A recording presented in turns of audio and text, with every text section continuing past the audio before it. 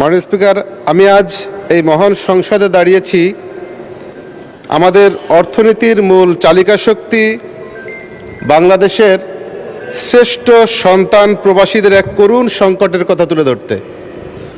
মাননীয় স্পিকার, আমরা গর্ব করি প্রবাসীদের রেমিটেন্স যোদ্ধা বলে থাকি। প্রতি বছর তারা বিলিয়ন বিলিয়ন রেমিটেন্স পাঠিয়ে আমাদের দেশের বৈদেশিক মুদ্রার রিজার্ভকে সচল রাখছে। কিন্তু অত্যন্ত পরিতাপের বিষয় হলো বর্তমানে লক্ষ লক্ষ প্রবাসী এক ভয়াবহ পাসপোর্ট সংকটে ভুগছে।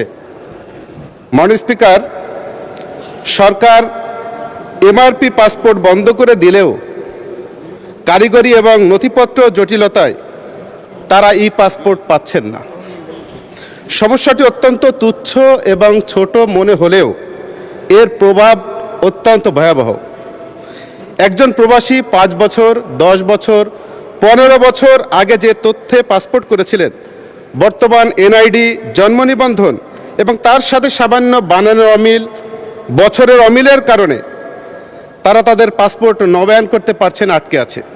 যে কারণে এই সামান্য করণিক ভুলের মাসুল দিতে গিয়ে প্রবাসীরা বিদেশের মাটিতে আজ পরিচয়হীন রোহিঙ্গাদের মতো অনেক সময় বসবাস করতে হচ্ছে। তাদের কাজের পারমিট নবায়ন হচ্ছে না, তারা কাজ হারাচ্ছেন। এমনকি অনেককে এই জটিলতার কারণে জেলেও যেতে হচ্ছে। রাষ্ট্রের ডিজিটাল সিস্টেমের সমন্বয়হীনতার দায় কেন একজন রেমিটেন্স যোদ্ধা বহন করবে? মাননীয় স্পিকার, এই দাবিটি প্রবাসীদের প্রাণের দাবি।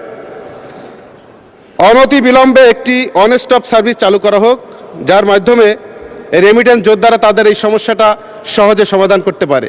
ধন্যবাদ মাননীয় স্পিকার।